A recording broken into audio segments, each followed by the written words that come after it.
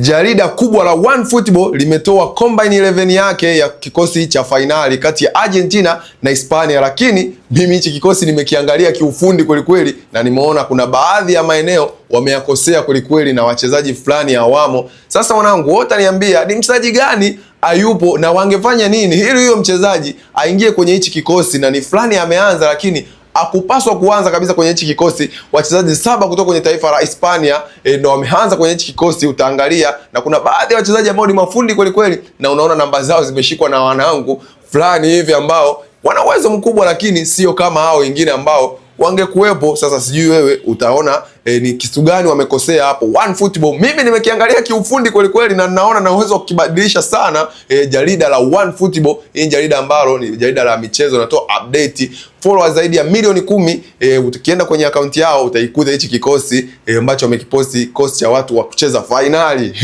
Sasa ball, Arsene Wenger.